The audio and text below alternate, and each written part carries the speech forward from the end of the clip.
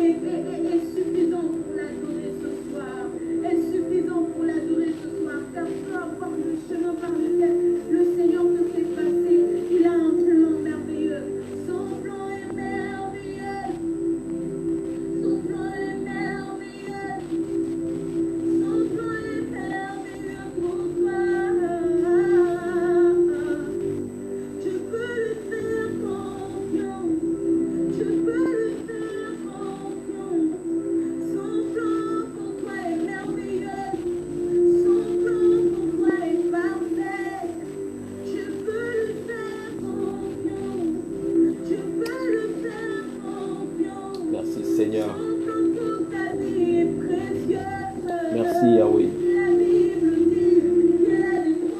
Merci Éternel. Merci El Olam. Merci El Elyon. Merci El Shaddai. Merci pour ta présence ce soir, Seigneur. Merci pour ta présence parmi nous ce soir. Merci pour ton amour éternel. Merci pour ta bonté. Merci pour ta miséricorde. Merci pour ta grâce. Merci pour le souffle de vie. Merci pour la santé. Merci pour toutes ces choses que nous banalisons. Toutes ces choses que tu nous donnes en abondance. Oh Yahweh, merci. Merci Papa.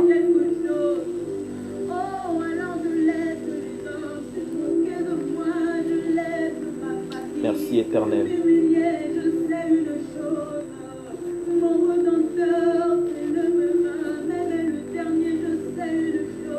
Merci Yahweh.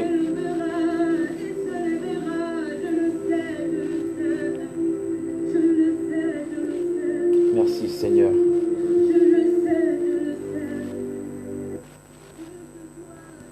Éternel, merci encore pour cette soirée magnifique que tu nous offres. Merci encore pour ce temps de qualité que nous passons dans ta présence. Merci pour toutes ces choses que tu nous offres en abondance. Merci pour ta paix. Merci pour ta sécurité. Merci, Père, pour ta protection surnaturelle. Merci pour ton amour sans faille. Merci pour ta grâce renouvelée dans nos vies. Merci pour ta miséricorde. Merci pour le pardon de nos péchés. Oh, viens prendre le contrôle de ma personne. Viens prendre le contrôle de cette soirée. Oh, viens encore nous enseigner, Yahweh. Viens encore nous montrer la marche à suivre. Viens encore nous inspirer. Viens encore nous conduire. Viens encore changer nos vies. Viens encore bouleverser nos vies. Viens bouleverser nos pensées.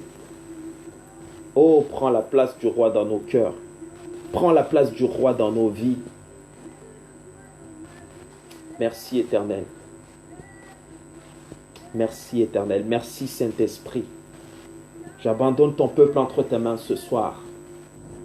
Oh, toi-même viens nous enseigner, Saint-Esprit. Viens nous révéler les choses cachées, Saint-Esprit. Viens nous révéler les mystères de ta parole. Merci Seigneur. Que la gloire te revienne, éternel. Que la gloire te revienne, ô Dieu. Que la gloire te revienne, Saint-Esprit. Que la gloire te revienne, glorieux Jésus-Christ. C'est au nom suprême de Jésus que nous avons ici prié. Amen. Amen. Amen. Shalom à tout le monde, shalom à tout le monde, shalom à tout le monde, shalom à toute la maison du véritable, shalom à toutes les sœurs, shalom à tous les frères.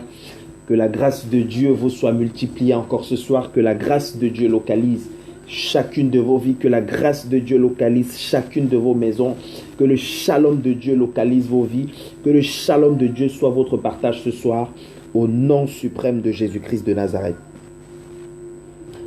C'est une grâce, c'est un plaisir immense d'être encore parmi vous ce soir, d'être encore vivant déjà. Parce que le fait d'être en vie, ce n'est pas un acquis. Le fait d'être en vie, ce n'est pas quelque chose de mérité. Le fait d'être en vie, c'est une grâce. C'est un bonheur immérité. Et à chaque fois que nous sommes en vie, nous devons abonder d'actions de grâce. Chaque fois que nous sommes en vie, nous devons aimer Dieu, nous devons l'adorer. Nous devons simplement lui dire merci. Lui adresser des mots d'amour, des mots de reconnaissance pour ce qu'il fait pour nous. Que ce soit des choses visibles, que ce soit des choses invisibles. Donc je disais, c'est une grâce d'être encore parmi vous ce soir. C'est une grâce encore de partager la parole de Dieu encore avec vous. C'est une grâce de pouvoir encore décortiquer les mystères du royaume avec vous. Nous sommes tous dans cette course vers l'éternité. Nous sommes tous dans cette course vers la perfection. Malgré nos fautes, malgré nos défauts, malgré nos imperfections, malgré notre infidélité, malgré tout ce que nous pouvons avoir comme défaut, nous courons tous vers le but. Et ce soir, nous allons aborder un thème qui est très simple. On ne va pas crier ce soir. On va pas être dans l'excitation. On sera beaucoup plus dans le calme et dans la douceur. Et donc, notre thème de ce soir, comme je l'ai annoncé sur le chat, c'est à la croix. À la croix. Il est important pour chaque être humain, parce que là je ne vais pas parler de chrétiens, je ne vais pas parler de musulmans, je ne vais pas parler de religion, etc. Je vais être vraiment neutre ce soir. Donc il est important pour chaque humain, pour chaque être humain, pour chaque homme, pour chaque femme, de comprendre véritablement ce qu'est la croix. Non seulement de comprendre ce qu'est la croix, mais également d'avoir la pleine révélation de ce qu'il s'est passé à la croix. Et lorsqu'on parle de croix, il est impossible de parler de croix sans parler de Jésus-Christ. Parce que c'est lui qui est mort à la croix. Bien qu'il n'étant pas le seul à être mort sur une croix. Mais il est le seul juste qui est mort sur une croix. Et il est important, comme je disais, pour chacun d'entre nous de comprendre vraiment qu'est-ce qu'il s'est réellement passé à la croix. Pourquoi Jésus est allé mourir sur une croix? Que représente véritablement la croix? Qu'est-ce que ça symbolise véritablement? Et j'ai oublié en fait de mentionner notre texte de base sur le chat. Donc c'est dans le livre de Jean, Jean chapitre 19 au verset 30. Donc on prendra le temps de parcourir véritablement les Écritures ce soir, on prendra le temps de puiser dans la parole de Dieu, on prendra le temps de fouiller vraiment, de comprendre certaines choses. Et je crois que chacun de nous sortira ce soir avec au moins une petite révélation, avec au moins une petite information qui lui avait échappé depuis de nombreuses années. Alors, quand on parle de la croix, beaucoup de personnes en réalité ne comprennent pas exactement ce que c'est que la croix et le message qui est caché derrière la croix. Beaucoup de personnes ne comprennent pas ce qu'il s'est passé, ce que Jésus a accompli à la croix. Beaucoup de personnes avant de manger font le signe de croix sur le front, sur la poitrine, etc. sans comprendre réellement ce que ça veut dire et sans savoir réellement s'il faut le faire ou pas. Beaucoup de personnes même ont des chaînes avec des médaillons en forme de croix. Beaucoup ont même des croix dans leur maison.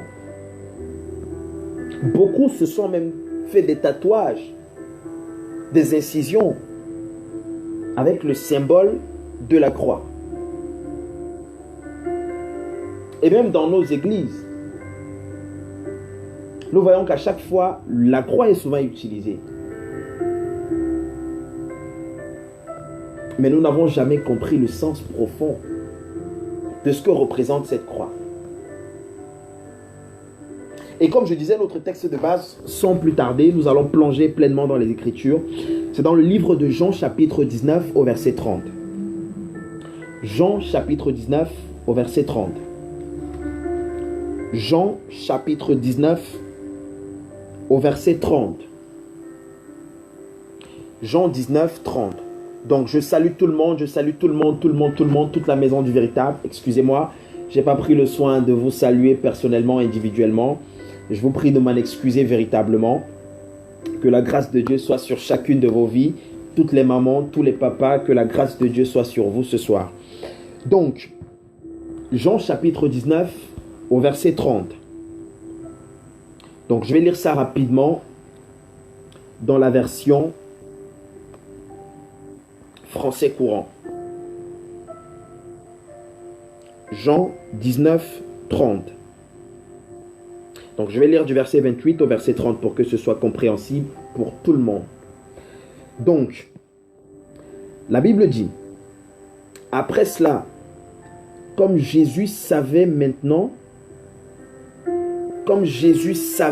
maintenant, tout était achevé, il dit pour accomplir le texte de l'Écriture, j'ai soif. Il y avait là un vase plein de vinaigre. Les soldats trempèrent donc une éponge dans le vinaigre, la fixèrent à une branche d'hysope et l'approchèrent de la bouche de Jésus. Au verset 30, Jésus prit le vinaigre, puis il dit, tout est achevé. Alors il baissa la tête et mourut. Dans une autre version, dans la version Louis II, c'est écrit, Jésus prit le vinaigre, puis il dit, tout est accompli. Dans cette version, c'est tout est achevé. Alors, il est important en fait de se poser la question, pourquoi Jésus, en mourant à la croix, pourquoi sa dernière parole avant de mourir n'était pas un au revoir, n'était pas un cri de détresse, n'était pas autre chose que ce qu'il a dit. Pourquoi? Pourquoi lorsqu'en mourant sur la croix, il a dit « Tout est accompli ». Pourquoi il a dit « Tout est accompli ». S'il a pris le soin de dire en mourant « Tout est accompli », ça veut dire qu'il y avait une mission à accomplir. Il y avait un mandat à remplir. Il y avait un mandat qui lui était assigné. Il savait très bien que là, il venait de se passer quelque chose d'extraordinaire. Il savait très bien qu'étant accroché à cette croix, en versant de son sang, en agonisant sur cette croix, il était en train d'accomplir un acte extraordinaire que lui seul était capable d'accomplir. Et donc, lorsqu'il est donc en train d'agoniser sur la croix, lorsqu'il est en train de pousser ses derniers soupirs, son dernier souffle, il dit « Tout est accompli ». Pourquoi il l'a dit? C'est ce que nous allons prendre la peine de voir ce soir. Sans crier, sans être dans l'excitation. On va parler calmement et doucement ce soir. Que représente véritablement la croix pour nous? Que représente véritablement le sacrifice de Jésus à la croix pour nous? Que représente véritablement cet acte qui a été posé? Qu'est-ce que cela représente?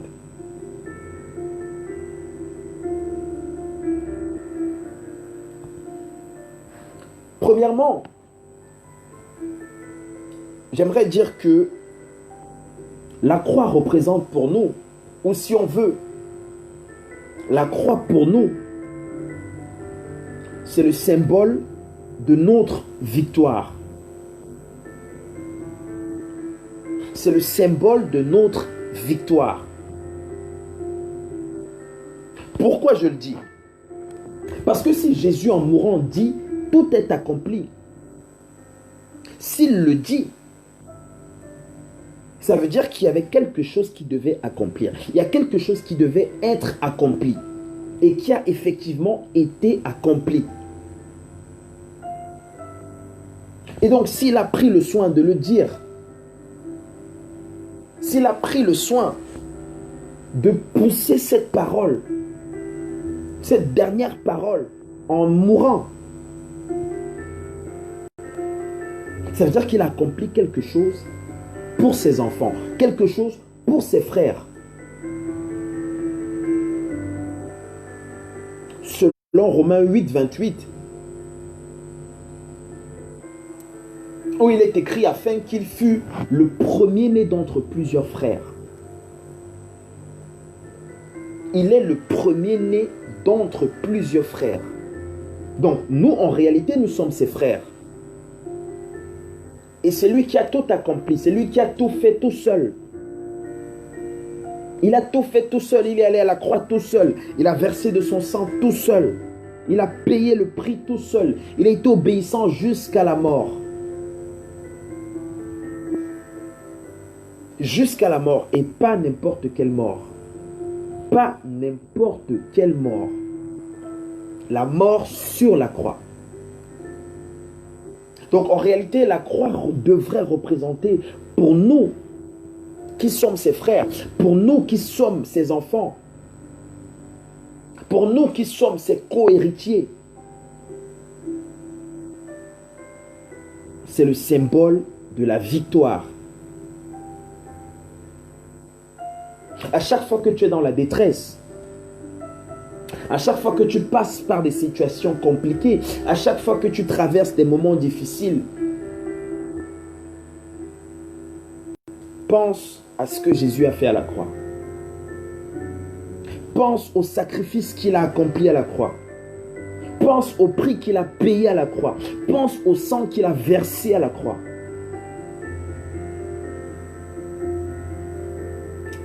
Ah, glorieux Jésus-Christ.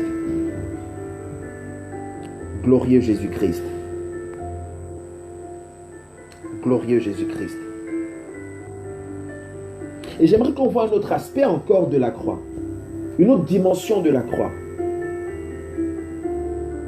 La croix, en réalité, à la croix, comme je l'ai mentionné sur le chat, c'est ce lieu, cet endroit où nous avons tous été sauvés, où nous avons tous été rachetés. Et j'aimerais qu'on plonge un peu les yeux dans les Écritures, dans le livre de Galates chapitre 6 au verset 14. Galates chapitre 6 au verset 14. Galates chapitre 6 au verset 14.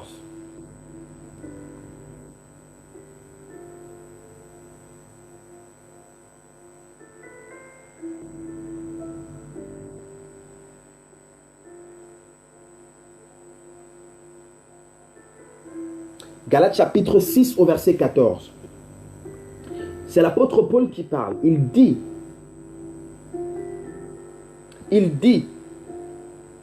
quant à moi,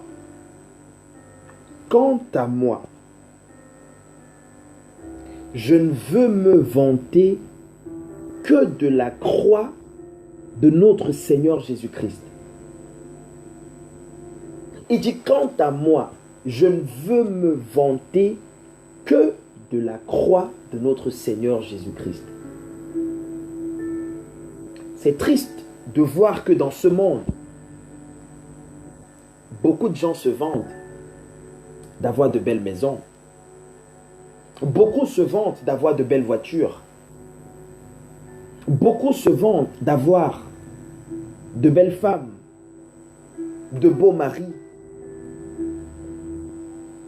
Beaucoup se vantent d'avoir beaucoup d'argent. Beaucoup se vantent d'être amis avec des hautes personnalités.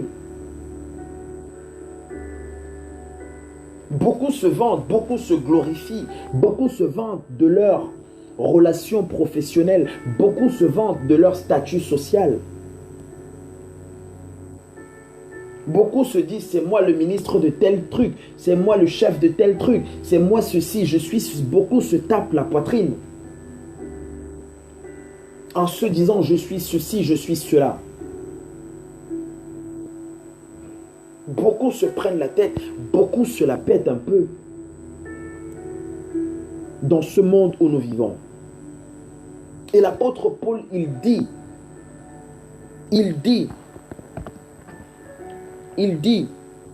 quant à moi, je ne veux me vanter que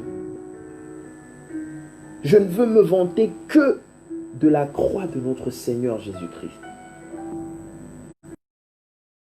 Le seul endroit où il doit se vanter, la seule chose pour laquelle il doit se vanter, c'est d'être connu de Jésus-Christ. C'est d'avoir été racheté à la croix par le Seigneur Jésus-Christ. Il dit plus loin, en effet, grâce à la croix, grâce à elle, le monde est mort pour moi. Grâce à la croix, le monde est mort pour moi. Grâce à la croix, le monde est mort pour moi. Et je suis mort pour le monde. Il dit, grâce à la croix, le monde est mort pour lui et lui, il est mort pour le monde. Ça veut dire que le monde n'a plus de parole sur sa vie. Quand tu regardes à la croix de Jésus, les sorciers n'ont plus de parole sur ta vie. Quand tu regardes à la croix de Jésus, les jaloux n'ont plus de parole sur ta vie. Ils peuvent faire des incantations depuis le monde occulte. Ils peuvent faire de la magie. Ils peuvent faire de la sorcellerie. Ça ne marche pas. Ça ne marche pas. Parce qu'il y a quelqu'un qui a payé le prix le plus élevé pour nos vies. Il y a quelqu'un qui Il y a quelqu'un qui a payé du prix de sa vie pour nous.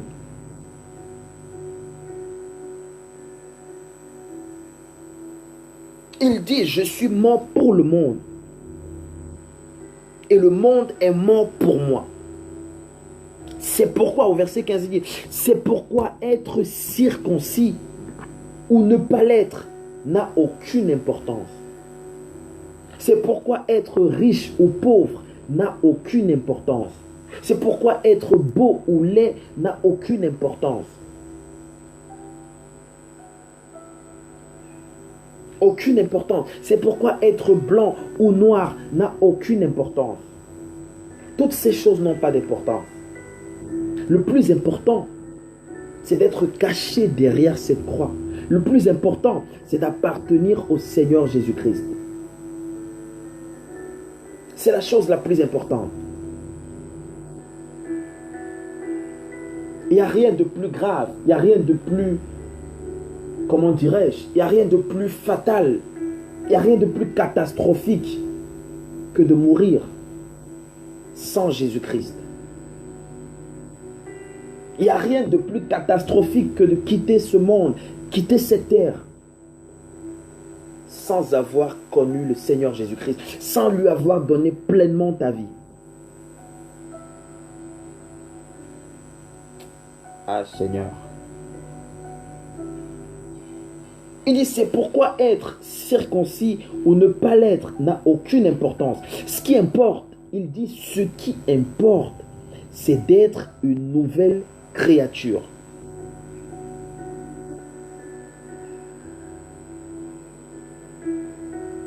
Il dit, pour tous ceux qui se conduisent selon cette règle, je dis que la paix et la bonté de Dieu leur soient accordées, ainsi qu'à l'ensemble du peuple de Dieu. Que la paix de Dieu leur soit accordée. Pour tous ceux qui se conduisent selon cette règle, il y a une dimension de paix, une dimension de calme, même dans l'épreuve, même dans la tempête. Il y a une dimension de paix que Dieu seul est capable de donner à un homme ou à une femme, que le monde ne peut te donner, que les boîtes de nuit ne peuvent te donner, que les choses de ce monde ne peuvent te donner. Une dimension de paix où même dans l'épreuve, même dans la fournaise ardente, même dans les situations difficiles, même quand on te traite de fou, même quand tout le monde t'a tourné le dos, même quand tout le monde t'a abandonné, même quand tout le monde t'a lâché, même quand tu sembles avoir tort aux yeux de tout le monde, même quand tu sembles avoir tort aux yeux de tout le monde, même quand tu as l'impression que le ciel va te tomber dessus, il y a une dimension de paix que seul Dieu est capable de te donner. Et c'est cette paix que Jésus a eue. C'est ce shalom que Jésus a eu lorsque les pharisiens, les juifs sont venus l'arrêter pour aller le crucifier.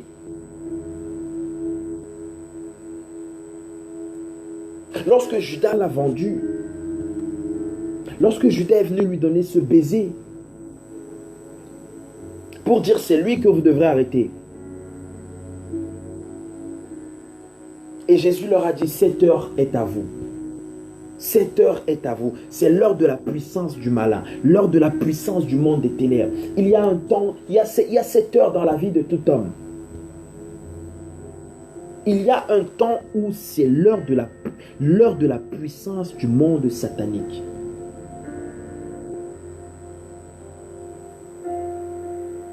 Où tout semble être obscur autour de toi, où tu as l'impression que tout le monde t'a tourné le dos, où tu as l'impression que tout tourne en ta défaveur. Oui, ça existe. Dans la vie d'un croyant, ça existe. Ça existe. Où tu as tort aux yeux de tout le monde. Devant tout le monde, tu as tort. Tout le monde t'accuse. Tout le monde t'insulte. L'heure de la puissance du monde des ténèbres. Et Jésus leur a dit, cette heure est à vous. Pierre a essayé de prendre son couteau. Il a essayé de prendre sa machette pour trancher l'oreille de l'autre. Jésus lui a dit non. Non, range ton couteau.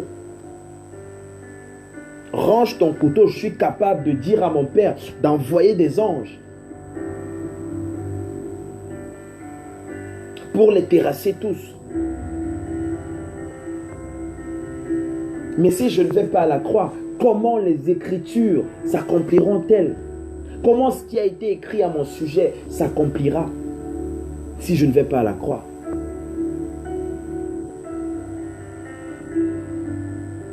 Et donc c'est par une volonté d'engagement qu'il allait à la croix. Il n'est pas allé à la croix parce qu'il avait tellement envie de mourir sur une croix. Non, il est allé à la croix parce que c'était le prix à payer pour nous racheter. C'était le prix à payer pour nous sauver. C'était le prix à payer pour nous empêcher, pour nous éviter le châtiment éternel. Fallait qu'il paye ce prix. Fallait qu'il paye absolument ce prix. Ah, glorieux Jésus-Christ. Glorieux Jésus-Christ. Glorieux Jésus-Christ.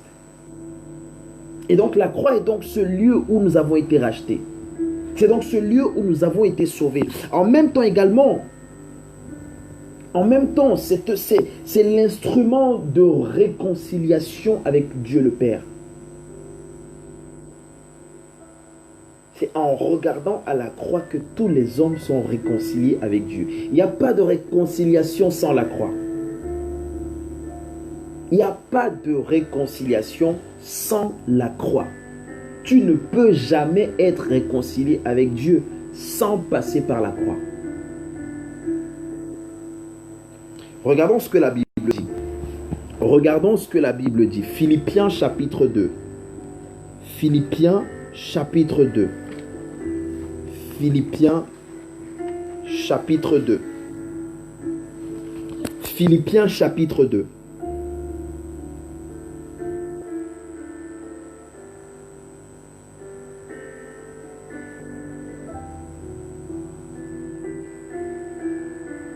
Philippiens chapitre 2.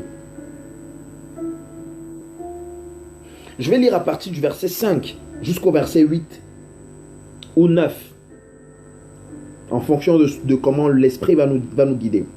Donc je vais lire Philippiens 2 à partir du verset 5. La Bible dit: comportez-vous entre vous comme on le fait quand on connaît Jésus-Christ.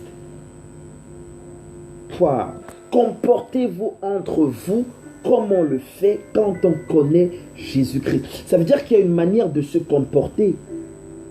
Il y a une manière de se comporter quand on connaît Jésus-Christ. Il y a une manière de se comporter quand on ne le connaît pas. Quand tu vois le comportement de quelqu'un qui connaît Jésus-Christ, ça n'a rien à voir avec le comportement de quelqu'un qui ne l'a jamais connu. Il dit, comportez-vous entre vous, comme on le fait quand on connaît Jésus-Christ. Au verset 6, il possédait depuis toujours la condition divine. Il possédait depuis toujours la condition divine. Dans une autre version, je crois, c'est écrit, en lui habitait corporellement la plénitude divine. Ça veut dire que Dieu habitait pleinement en lui. Dieu habitait pleinement en lui. Il n'y a pas d'insulte qui pouvait sortir de sa bouche, même par accident. Il n'y a pas de paroles grossières qui sortaient de sa bouche, même par accident. C'est vrai que quelquefois, il était un peu dur avec les pharisiens. Quelquefois, il avait des mots durs. Quelquefois, même avec ses disciples, il avait des mots durs.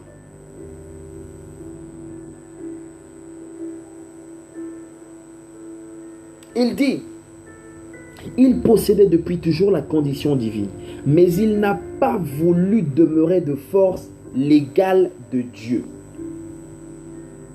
Il n'a pas voulu demeurer de force l'égal de Dieu.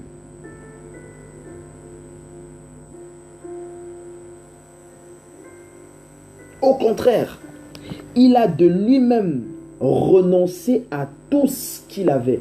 Toi, Seigneur. Il a de lui-même renoncé à tout ce qu'il avait. C'est-à-dire la gloire. Tout ce qu'il avait, c'était la gloire. Il était dans sa gloire, dans sa majesté suprême, dans son autorité suprême, assis sur son trône. Il a quitté le ciel.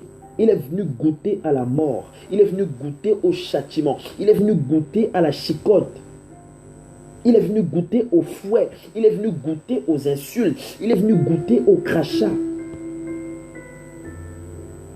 Il a été balafré, frappé comme un serpent. Pour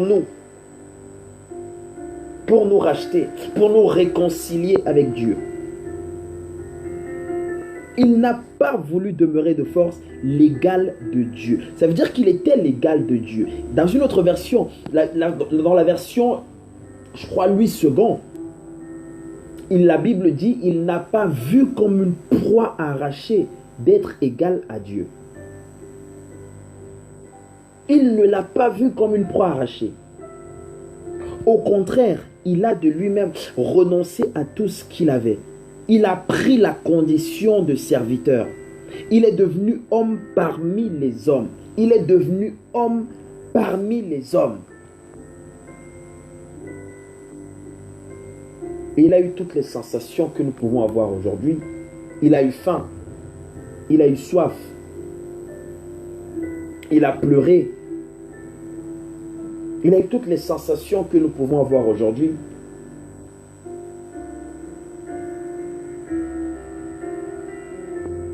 Il a ressenti de la douleur, de la tristesse, de l'abandon. Il a été abandonné.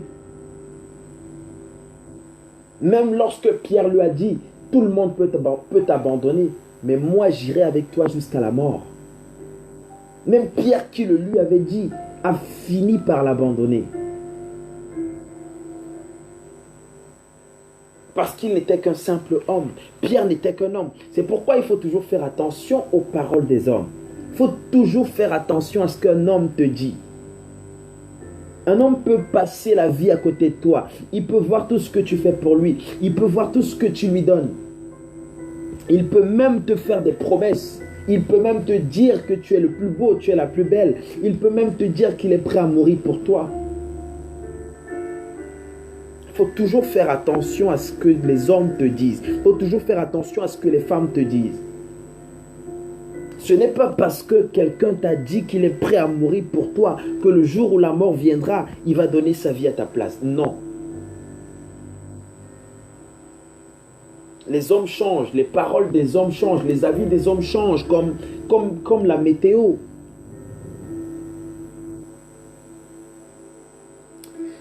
Ah Seigneur.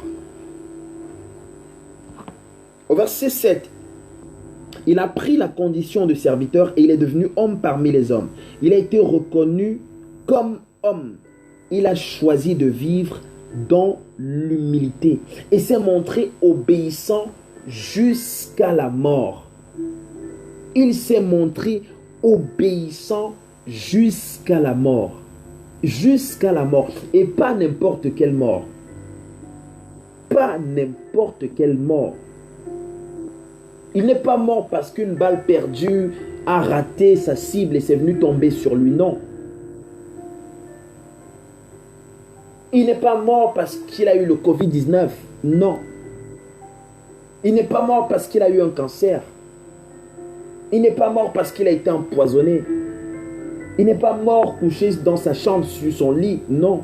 Il n'est pas mort parce qu'il a eu un accident de voiture. Non. Il est allé mourir sur la croix. Il est allé mourir sur une croix.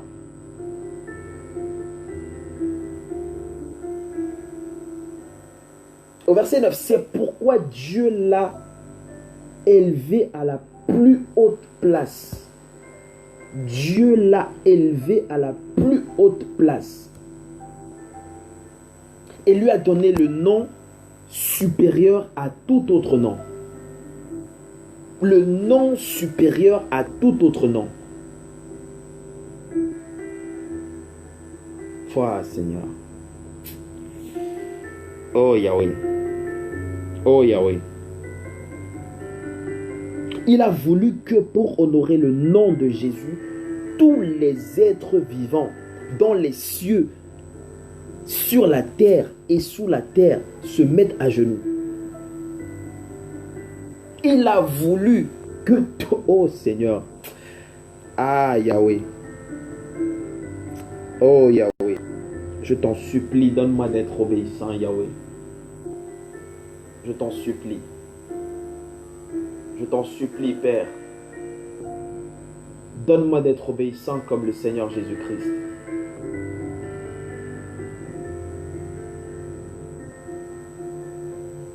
Il a voulu pour honorer le nom de Jésus. C'est ça, c'est Dieu lui-même. Dieu lui-même. Dieu lui-même, le Créateur. Il a voulu pour honorer le nom de Jésus que tous les êtres vivants,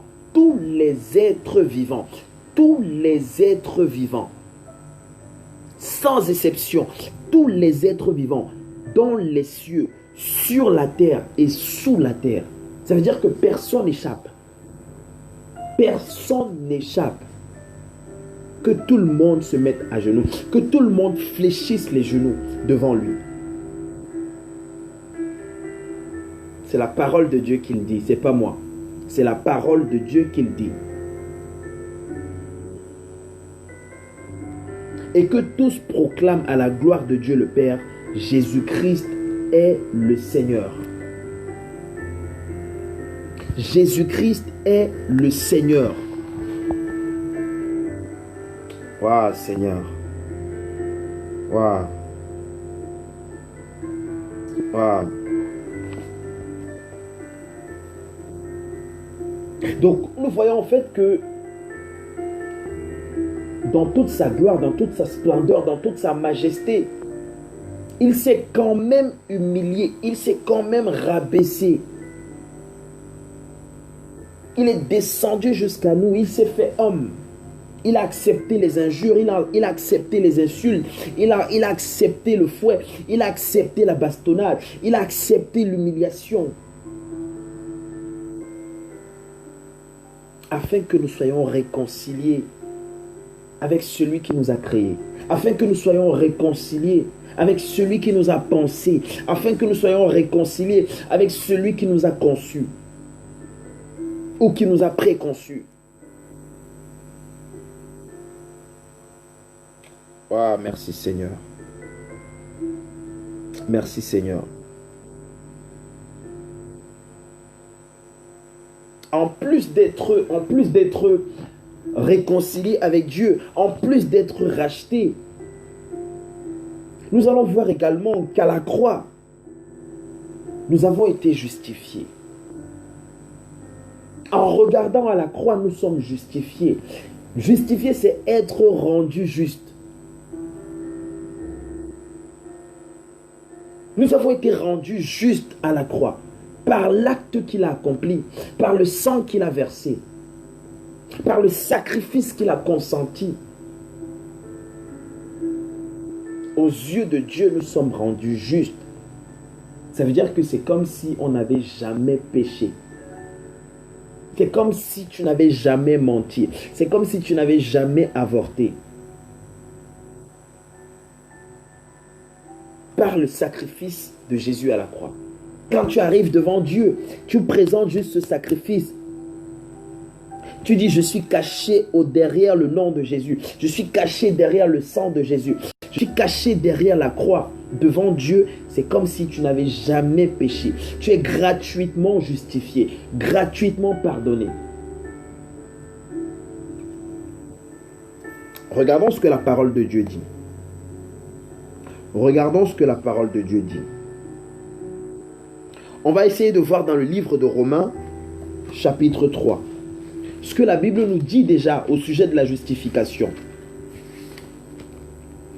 Au sujet de la justification, qu'est-ce que la Bible nous dit? Au sujet de la justification. Romains 3,10. Romains 3,10. Ce que la Bible nous dit au sujet de la justification. Ce que la Bible nous dit au sujet de la justification. Romains chapitre 3.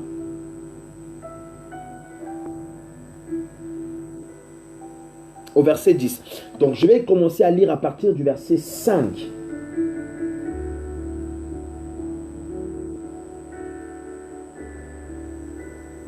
Ou du moins au verset 3. Il dit, il est vrai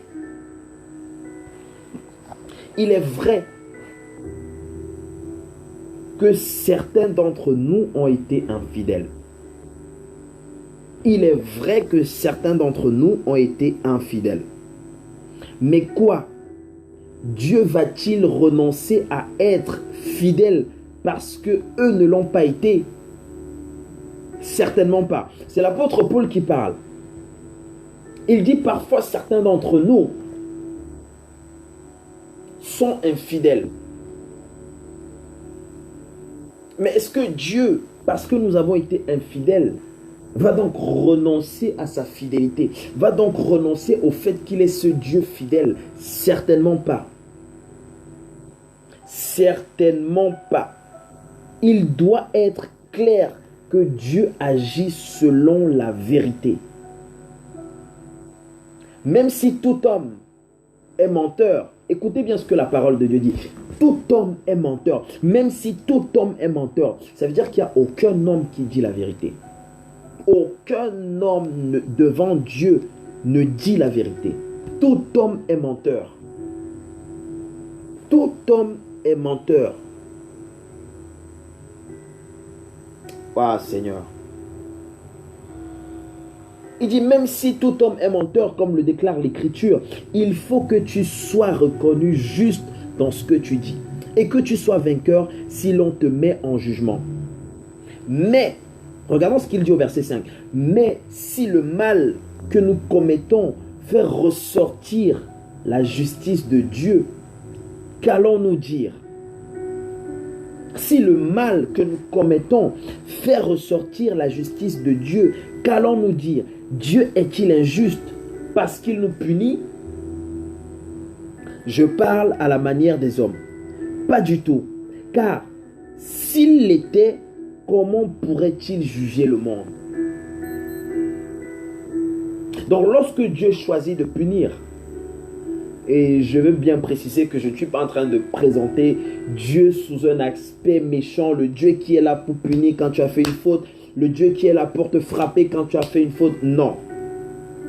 Loin de là. Loin de là. Il dit, Dieu est-il injuste quand il punit? Je parle à la manière des hommes, pas du tout. Car s'il était, comment pourrait-il juger le monde? Donc lorsque Dieu choisit véritablement de punir, il n'est pas injuste. Il n'est pas injuste. Mais ça ne veut pas dire que tout ce qui t'arrive de mal, tout le malheur que tu vis, ça veut dire que Dieu est en train de te punir. Non. Non. Il dit, mais si mon mensonge met d'autant plus en lumière la vérité de Dieu et sert donc à sa gloire, si mon mensonge met en lumière la vérité de Dieu et sert donc à sa gloire, pourquoi devrais-je encore être condamné comme pécheur? Pourquoi devrais-je être encore condamné comme pécheur? Au verset 8. Et alors, pourquoi ne pas dire faisons le mal pour qu'il en résulte du bien? Certains, en effet, pour me calomnier, soutiennent que ce sont mes paroles.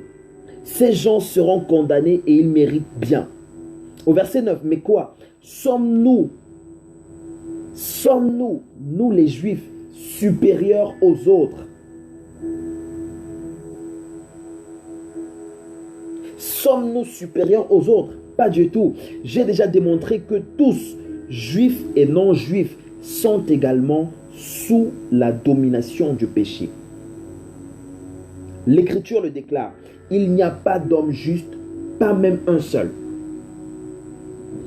Voilà ce que la Bible dit au sujet de la justification. Il n'y a pas de juste, pas même un seul. Il n'y a aucun juste sur la terre en dehors de Jésus-Christ. Romains 3, 23, tous ont péché et sont privés de la gloire de Dieu. Tous ont péché et sont privés du kabod de Dieu. Tous ont péché et sont privés de la doxa de Dieu. Il dit, il n'y a personne qui comprenne, personne qui recherche Dieu. Tous ont quitté le bon chemin ensemble, ils se sont égarés. Voilà ce que la Bible dit au sujet de la justification. Personne n'est juste devant Dieu. Personne, aucun pasteur, aucun prophète, aucun évangéliste, aucun apôtre, aucun bishop.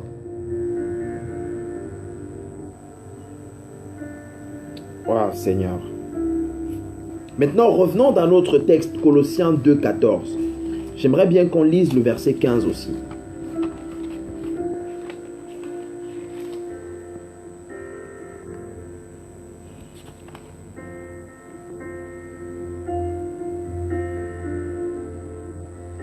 Colossiens 2, 14.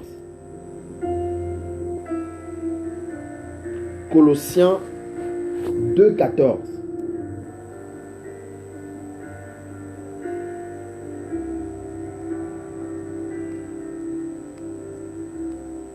Ah, merci Seigneur. Merci Jésus-Christ. Merci glorieux Jésus-Christ. Je vais lire à partir du verset 13. Autrefois, vous étiez spirituellement morts à cause de vos fautes et parce que vous étiez des incirconcis, des païens. Mais maintenant, Dieu vous a fait revivre avec le Christ. Dieu vous a fait revivre avec le Christ. Il nous a pardonné toutes nos fautes. Il a annulé le document qui nous accusait et qui nous était contraire. Qui nous était contraire par ses dispositions. Il l'a supprimé en le clouant à la croix. Donc ça veut dire que à cause de nos fautes, à cause de notre mauvais comportement, à cause de notre injustice, à cause de ce que nous faisions ou de ce que nous faisons, il y a un document qui nous condamne, ou du moins qui nous condamnait. À cause de ce que nous faisons habituellement ou de ce que nous avons fait dans le passé, il y a un document qui nous condamnait.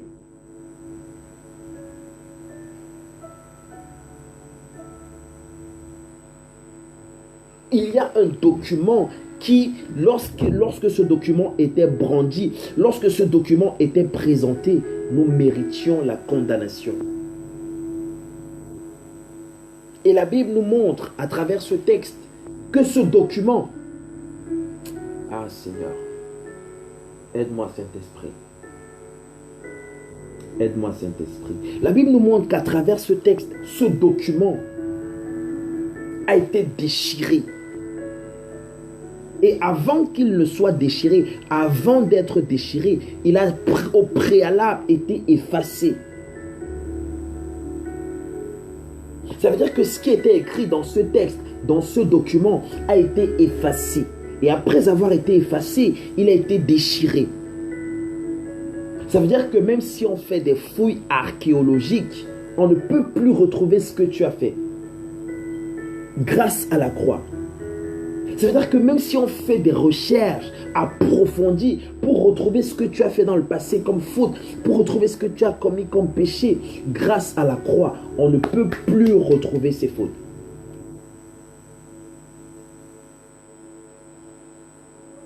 Il a déchiré l'acte dont les ordonnances nous condamnaient.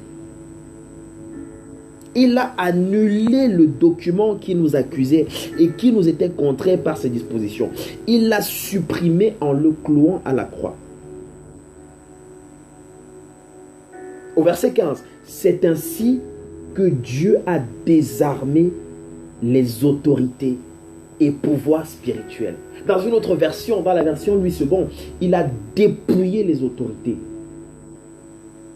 Il les a dépouillés, il les a désarmés. Il les a déshabillés.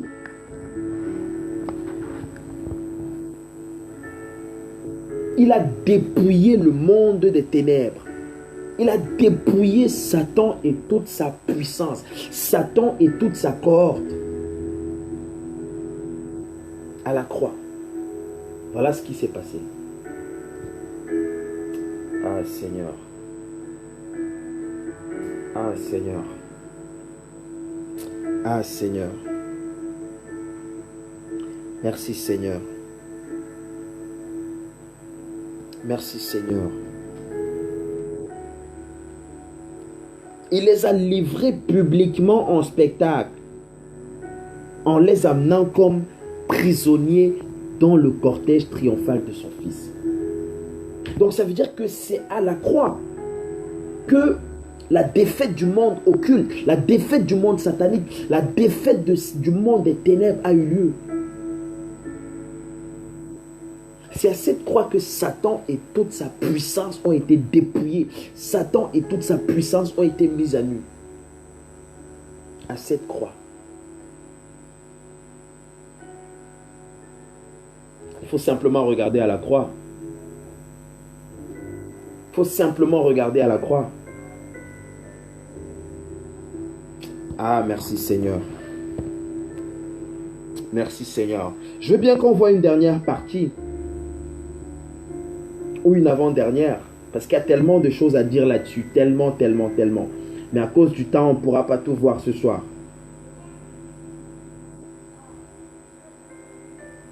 À cause du temps, on ne pourra pas tout voir ce soir.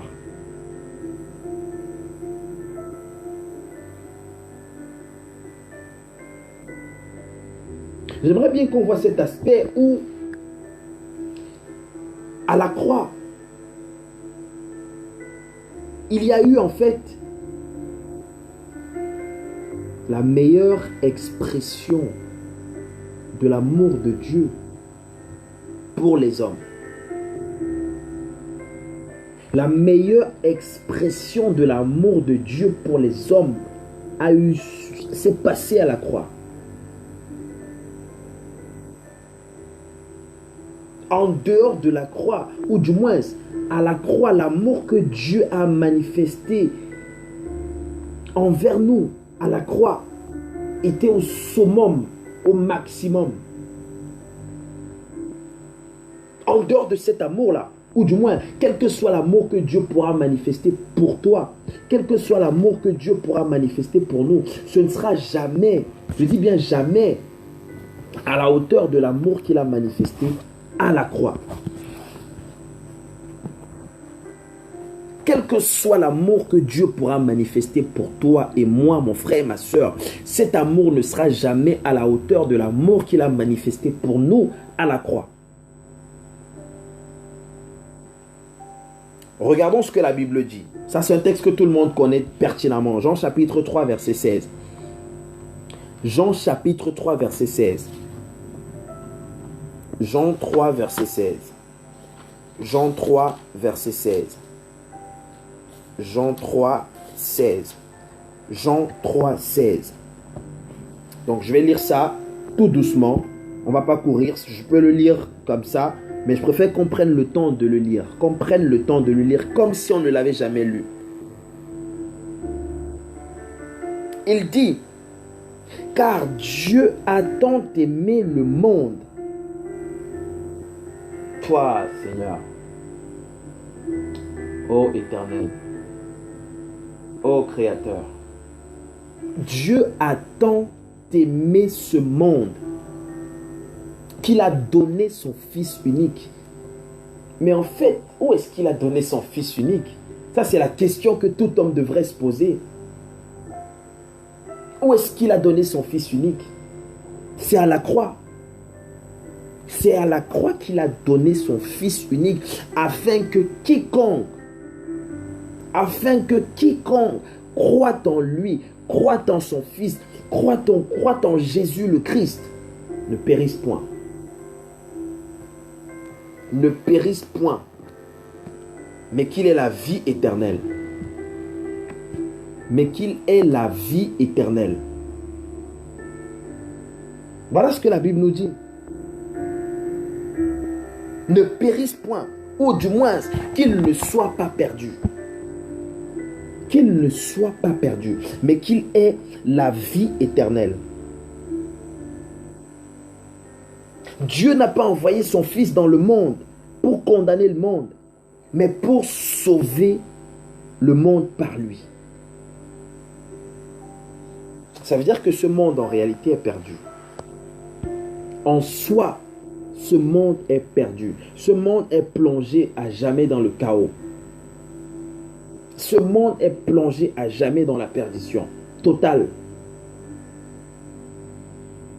Et la seule personne qui est capable de nous sauver, la seule personne qui est capable de nous mettre à l'abri du danger, la seule personne qui est capable de nous mettre à l'abri de la colère de Dieu,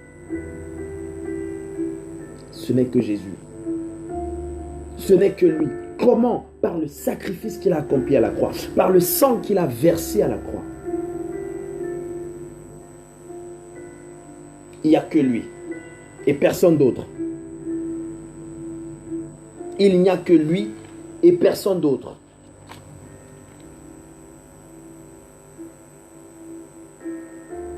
Je veux qu'on lise encore un autre texte pour illustrer, pour mieux illustrer ce qu'on est en train de dire.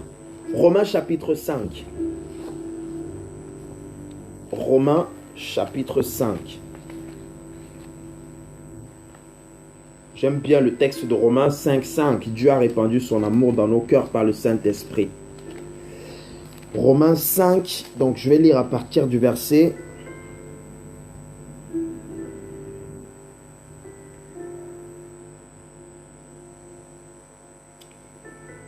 du verset 6. Romains 5, 6 à 8. Romains 5, 6 à 8. Romains 5, 6 à 8. La Bible dit, en effet, quand nous étions encore incapables de nous en sortir, quand nous étions encore incapables de nous en sortir,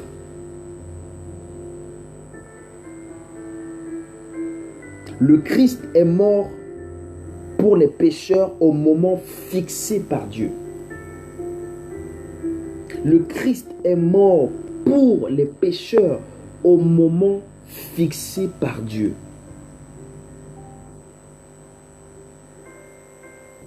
Et les pécheurs, c'est qui? C'est nous. Les pécheurs, c'est nous. Il y a quelqu'un qui a payé du prix de sa vie pour nous. Il y a quelqu'un qui a versé de son sang pour nous. Nous avons une expérience. Il y a quelqu'un qui a pensé à nous. Il y a quelqu'un qui est allé à la croix pour nous. Il y a quelqu'un qui a payé un prix pour nous. Il y a quelqu'un qui a enduré une souffrance, qui a subi des douleurs, un châtiment pour nous. Pour que nous puissions en échapper. Il dit lorsque nous étions encore incapables de nous en sortir. Dans une autre version, c'est lorsque nous étions encore pécheurs. Christ est mort pour nous. Au moment fixé par Dieu. Ça veut dire que c'est Dieu lui-même qui l'a voulu. C'est Dieu lui-même qui l'a fixé. C'est Dieu lui-même qui l'a établi.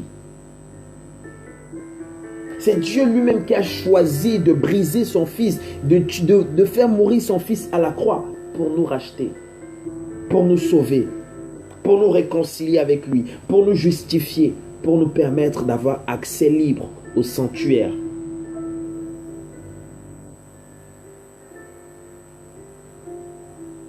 Au verset 7, c'est difficilement qu'on accepterait de mourir pour un homme droit. C'est difficilement qu'on accepterait de mourir pour un homme droit. Quelqu'un aurait peut-être le courage de mourir pour un homme de bien.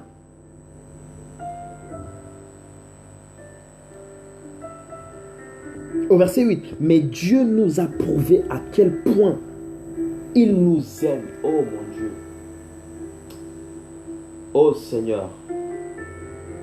Père, merci pour ton amour. Ton amour est plus grand que tout, Papa. Papa, ton amour est plus grand que nos fautes. Ton amour est plus grand que nos péchés. Ton amour est plus grand que nos iniquités, plus grand que nos richesses. Ton amour est plus grand. Ton amour est plus grand que nos projets. Ton amour est plus grand que tout, Père. Ah, Seigneur, je refuse de me priver de ton amour. Oh Dieu, je refuse de me priver de ta grâce. Je refuse de me priver de ton amour, Yahweh. Oh El Gibor. El Gibor. Je t'aime, Seigneur. Je t'aime, Éternel. Je t'aime, oh Dieu. Oh, je t'aime, Créateur.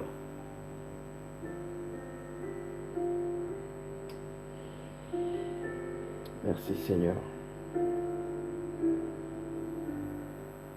Dieu nous a prouvé à quel point il nous aime. Le Christ est mort pour nous. Oh, Seigneur. Si on me dit que quelqu'un est mort pour moi, ça change automatiquement ma façon de voir cette personne. Si on me dit qu'il y a un homme qui est mort pour moi, il y a une femme qui est morte pour moi, automatiquement ça change ma façon de voir cette personne. Le Christ est mort pour nous alors que nous étions encore pécheurs. Oh, quel amour! Quel amour! Quel amour! Il le dira lui-même, je crois dans Jean 13, 15, quelque chose comme ça. Jean chapitre 13 au verset 15, je pense. Il dit qu'il n'y a pas de plus grand amour que de donner sa vie pour ses amis. Il dit que lorsque tu arrives à une dimension où tu es capable de donner ta vie pour tes amis, il n'y a pas un amour aussi grand que cet amour-là. Il n'y a pas un amour au-dessus de cet amour. Lorsque tu es prêt à donner de ta vie, lorsque tu es prêt à payer du prix de ta vie, lorsque tu es prêt à verser ton sang pour quelqu'un ou encore pour une multitude de personnes, il n'y a pas un amour qui soit plus grand que cet amour-là. Et il dit qu'il l'a fait lorsque nous étions encore pécheurs. Il l'a fait lorsque nous ne le connaissions même pas. Il l'a fait lorsque nous étions encore inconscients. Lorsque nous ne savions même pas ce que c'est que la croix. Lorsque nous ne savions même pas ce que c'est que le péché. Nous étions comme des moutons. Chacun suivait sa propre voie.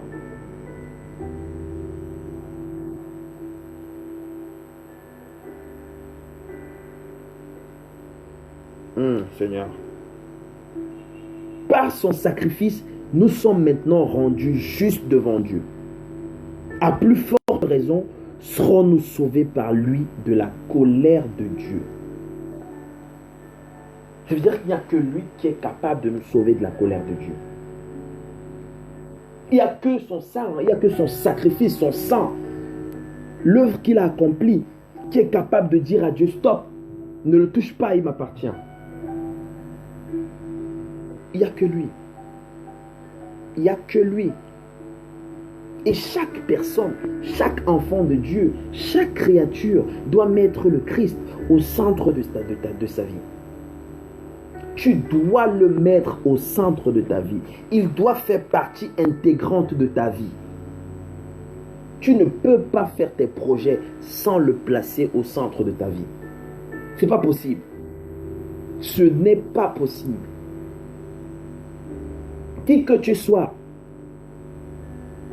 tu dois le mettre au centre de ta vie.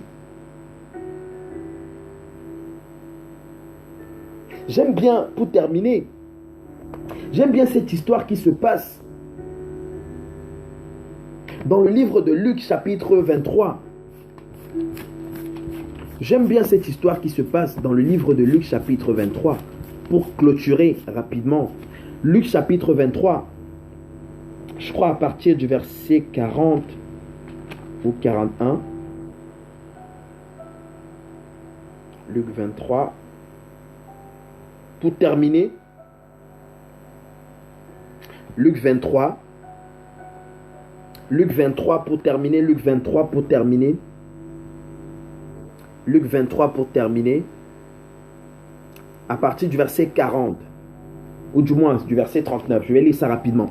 L'un des malfaiteurs suspendu en croix l'insultait en disant: n'es-tu pas le Messie? Sauve-toi toi-même et nous avec toi. Donc ça, c'est cette histoire qui se passe lorsque Jésus est accroché à la croix. Et il est au milieu de deux brigands. Il est entre deux brigands. Deux voleurs. Et en Israël, lorsque tu étais crucifié, en fait, on ne crucifiait que ceux qui étaient reconnus. Comment dirais-je? On ne crucifiait que ceux qui étaient reconnus pour leur caractère cruel. Si je peux le dire de cette façon. Pour leur caractère sauvage. Pour leur caractère... Je ne sais même pas quel mot employer. Lorsqu'on te crucifiait en Israël, ça veut dire que tu avais atteint le sommet de la cruauté. Ça veut dire que tu avais atteint le sommet du banditisme. Ça veut dire que tu étais un brigand reconnu. Et ce n'était pas Jésus qui était supposé être cloué à cette croix. À cette croix, c'était Barabbas qui devait être crucifié. Mais lorsqu'il est allé aux élections avec Jésus, le juste, Barabbas, le brigand, est allé aux élections. Il a gagné les élections devant Jésus, le juste. Comme pour dire que ce n'est pas toujours parce que la foule t'applaudit, ce n'est pas toujours parce que tu as tout le monde derrière toi que Dieu t'approuve. Ce n'est pas parce que tout le monde te valide que Dieu te valide. Ce n'est pas parce que tout le monde t'applaudit que Dieu forcément t'applaudit. Tout le monde a dit crucifiez Jésus, rendez-nous Barabbas. Et Pilate s'est lavé les mains. Il a dit que son sang retombe sur vous. Et ils ont dit oui, que son sang retombe sur nous. Que son sang tombe même sur nos enfants. Il n'y a pas de problème. Nous, on veut sa mort.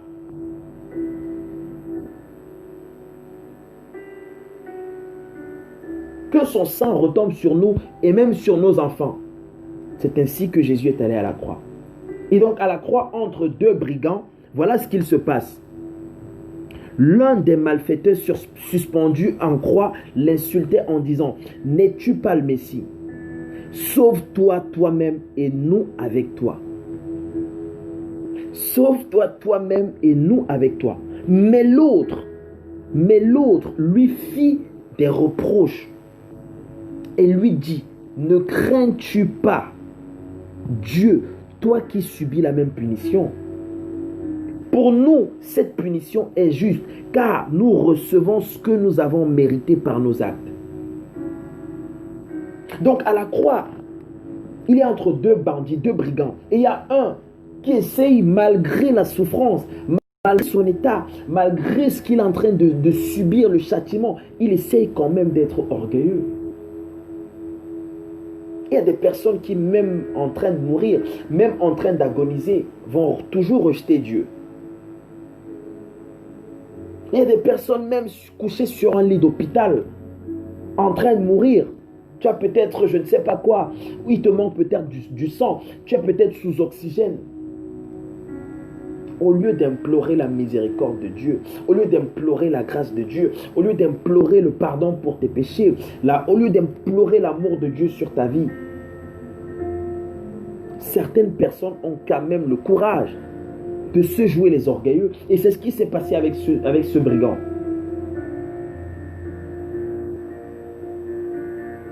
Il dit, tu as dit que tu es le Messie, tu as dit que tu es le Christ, tu as dit que toi et Dieu vous êtes un.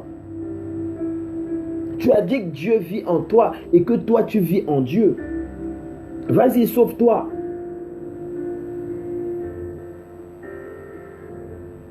Et il y a un autre juste à côté de lui. Son frère, ou du moins son voisin, qui lui dit, ne crains-tu pas Dieu, toi qui subis la même punition? Pour nous, cette punition est légale. Cette punition est juste, car nous recevons ce que nous avons mérité par nos actes. Il est reconnaissant, il est humble.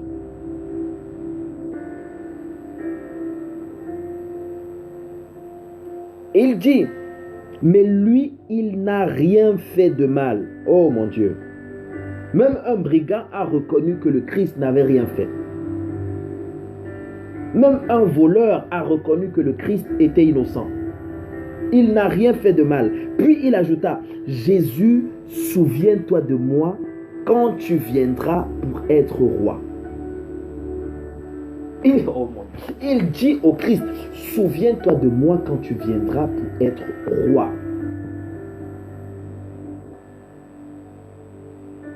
Il est en train de parler au futur. Je ne sais pas comment il a fait pour avoir la révélation de ce que Jésus reviendra comme roi. Je ne sais comment il a fait pour avoir la révélation. Mais il dit au Christ, souviens-toi de moi quand tu reviendras dans ta gloire, quand tu reviendras régner, quand tu reviendras sur la terre comme roi. Parce que là, tu es venu comme roi, mais ils ne t'ont pas vraiment reconnu. Maintenant, tu reviendras devant tout le monde, aux yeux de tout le monde, tu seras roi. Moi, je sais que ça arrivera. Donc, quand ça arrivera, souviens-toi de moi. Écoutez ce que Jésus lui dit. Jésus lui répondit, je te le déclare, c'est la vérité. Aujourd'hui, tu seras avec moi dans le paradis. Donc il dit à Jésus, souviens-toi de moi quand tu reviendras dans ta gloire. Quand tu reviendras comme roi. Jésus lui dit, non, non, non, non, non. Ce n'est pas dans le futur. Aujourd'hui, je pars avec toi.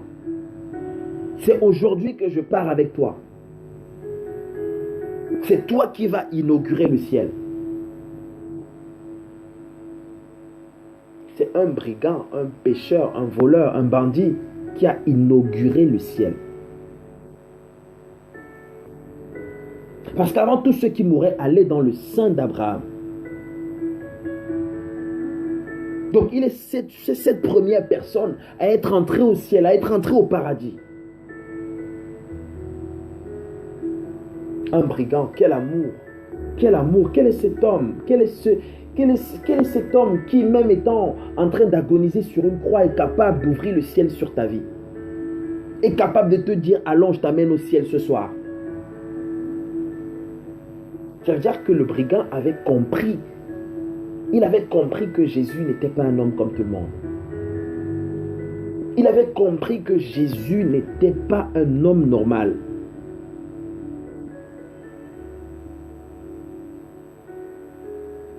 Et c'est à cette dimension que Dieu nous appelle encore ce soir. Dieu nous appelle encore ce soir à ne pas voir Jésus comme un homme normal, à ne pas le voir comme ce Jésus que la religion essaye de nous présenter, cet enfant qui est en train de téter le lait maternel sur les seins, les mamelles de sa maman. À ne pas voir la croix comme quelque chose que nous devons juste accrocher dans nos maisons, dans nos chambres, etc. Non. À ne pas voir la croix comme juste un signe que nous devons faire. À chaque fois qu'on veut manger, on fait un signe de croix. Non. Non. Derrière la croix, il y a un message caché. Certaines personnes ne savent même pas. Tu vas leur demander que signifie le médaillon que tu as sur toi avec la croix. Qu'est-ce que ça veut dire? Beaucoup de personnes ne peuvent pas t'expliquer exactement ce qui se passe ou ce que ça veut dire. D'autres ont des boucles d'oreilles avec le médaillon de la croix, mais ne savent pas ce que ça veut dire. Ils ne savent pas réellement le symbole, le message caché derrière la croix. Et l'apôtre Paul, il dira, la prédication de la croix est une folie pour ceux qui périssent. Beaucoup de gens, quand on parle de la croix, ils se disent, mais de quoi ces gens sont en train de parler? De quoi ces gens sont en train de parler? Ils ne savent pas de quoi on parle. Pour eux, c'est quelque chose d'anormal. Pour eux, c'est un thème qui...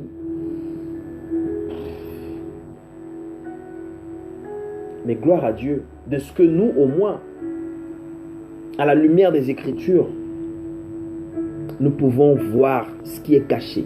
Nous pouvons avoir la révélation des choses saintes, des choses cachées. Ah, merci Seigneur. Merci Seigneur. Merci Seigneur. Merci Seigneur. Merci Seigneur. Merci Éternel. Bien-aimé, là où tu es, j'aimerais que tu te concentres encore. J'aimerais que tu remercies Dieu pour sa parole. Que tu bénisses son saint nom. Que tu reconnaisses la seigneurie de Jésus-Christ dans ta vie. Que tu replaces Jésus dans ta vie. Que tu replaces le Saint-Esprit au centre de ta vie.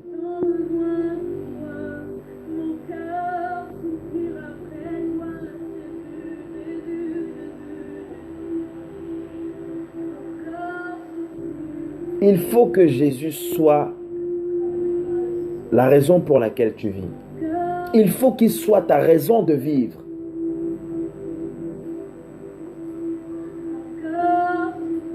Il faut qu'il fasse partie intégrante de ta vie. Il faut que dans tes projets, il y soit.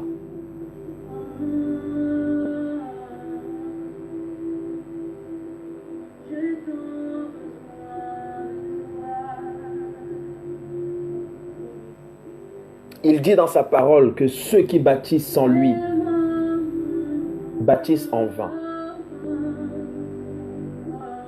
Je ne sais pas dans quel projet tu veux te lancer. Je ne sais pas dans quelle situation tu te trouves actuellement.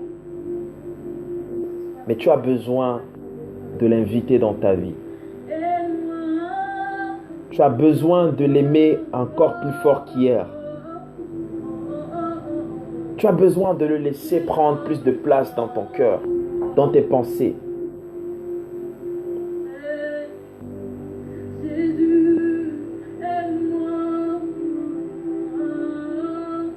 Merci Jésus-Christ.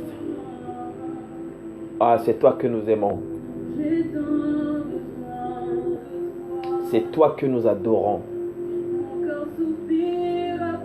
C'est toi que nous célébrons. C'est toi que nous acclamons. Ah oui, c'est toi qui as tout accompli pour nous. C'est toi qui nous as rachetés. C'est toi qui nous as sauvés. C'est toi qui nous as justifiés. C'est toi qui nous as pardonnés. C'est toi qui nous as sanctifiés. C'est toi qui nous as lavés. Que la gloire te revienne à jamais, Jésus-Christ. Que l'honneur te revienne à jamais. Ah, mon cœur a tant besoin de toi, glorieux Jésus-Christ. Tu es l'amoureux de mon cœur. Tu es l'amoureux de mon âme. Tu es l'élu de mon cœur. Ah, merci encore. Merci encore. Merci encore. Prends encore plus de place en moi, Seigneur. Prends plus de moi. Prends plus de place en moi. Prends plus de place dans mon cœur. Rends-moi doux comme toi. Rends-moi sensible à tes ordres. Rends-moi sensible à ta voix. Oh, tu as dit dans ta parole que votre douceur soit connue de tous. Ah, je veux te ressembler, Jésus. Je veux te ressembler, Jésus. Je veux te ressembler. Je veux te ressembler. Je veux parler comme toi. Je veux marcher comme toi. Je veux aimer comme toi. Je veux vivre comme toi. Aide-moi. Merci, Jésus.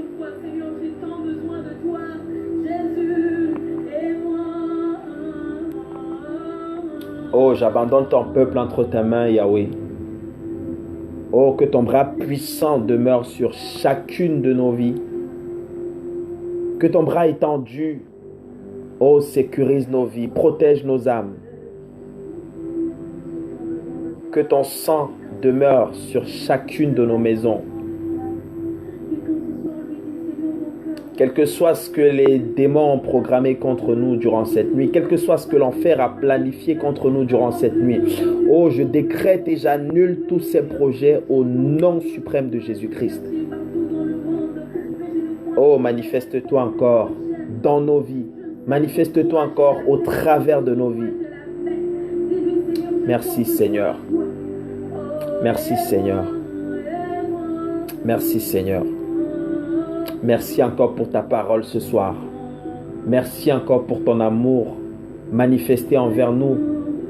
En ce que lorsque nous étions encore pécheurs, oh, le Christ est mort pour nous. Lorsque nous étions encore ignorants, le Christ est mort pour nous. Il a payé du prix de sa vie pour nous. Il a versé de son sang pour nous. Merci Jésus-Christ. Que la gloire te revienne à jamais. Que l'honneur te revienne à jamais. Que la majesté te revienne à jamais. Dans le nom suprême et glorieux de Jésus-Christ. Amen. Amen. Amen.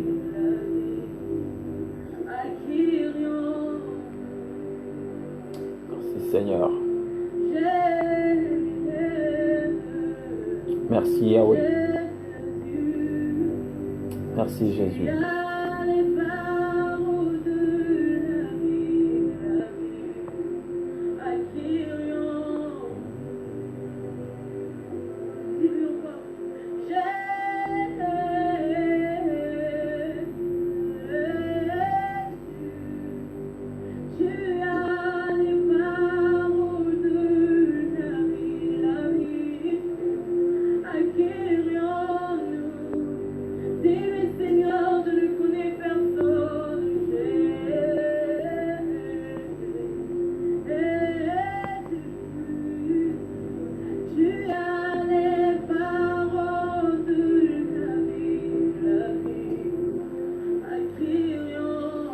Merci Seigneur.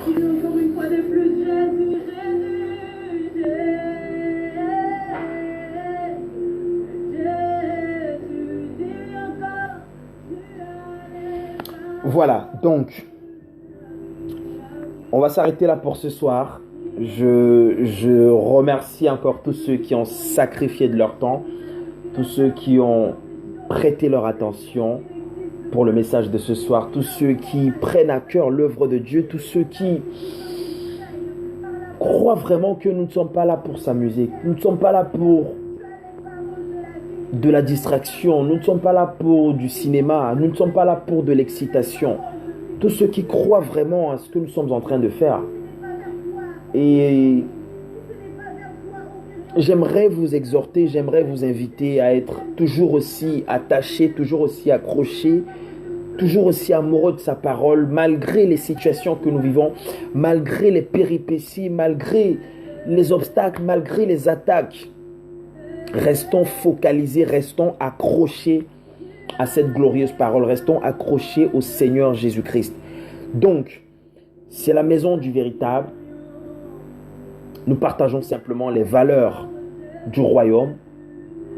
Nous nous préparons simplement à la rencontre du roi de gloire. Parce que tous, nous avons une date de péremption. Nous avons tous un jour où nous quitterons cette terre. Et lorsque nous quitterons cette terre, nous irons certainement quelque part. Nous irons certainement quelque part. Et c'est la qualité de ma vie, c'est la qualité de ta vie, c'est la qualité de nos vies qui déterminera l'endroit dans lequel nous irons.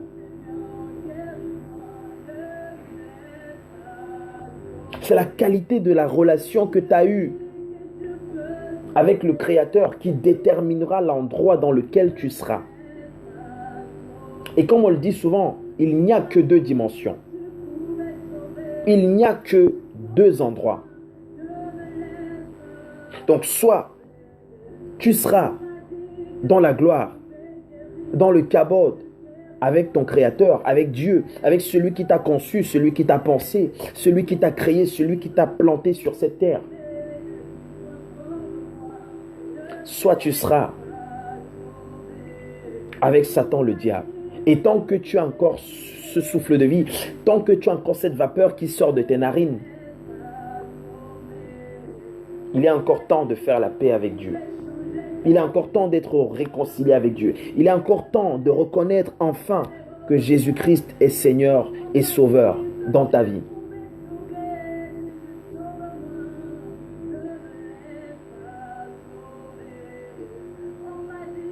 Merci Seigneur. Donc nous allons nous arrêter là pour ce soir. Rendez-vous demain à la même heure. Demain 21h30. Donc j'en profite pour saluer rapidement 2-3 personnes vite fait. J'en profite pour saluer 2-3 personnes. Je salue tout le monde. Maman Nina Beauté Mayingiji. Tout le monde. Papa Elvis Strauss. Tout le monde. Maman Alida Kwasu. Tout le monde, toute la maison du véritable. Que la grâce de Dieu vous localise. Maman Thérèse Songola. Tout le monde. Maman ma nièce Marilyn. Tout le monde. Que la grâce de Dieu vous localise. Papa Jonas Nob. Que la grâce de Dieu vous localise. Toute la maison du véritable. Que le sang de Jésus vous couvre. Je plonge chacune de vos vies. Maman Emrance Moudileno. Maman Jeanne Bouti, tout le monde, je plonge chacune de vos vies dans le sang de Jésus-Christ. Que la grâce de Dieu demeure sur vous. Papa Chris Novek, Maman Lucie Sop, tout le monde. Maman Maria Mayo, tout le monde. Que la grâce de Dieu vous localise. Donc, n'oubliez pas notre rendez-vous de demain. Demain, 21h30 avec le berger Stevie Boutou. Donc, passez une très très bonne soirée. Que la grâce de Dieu vous localise. À demain. Ciao.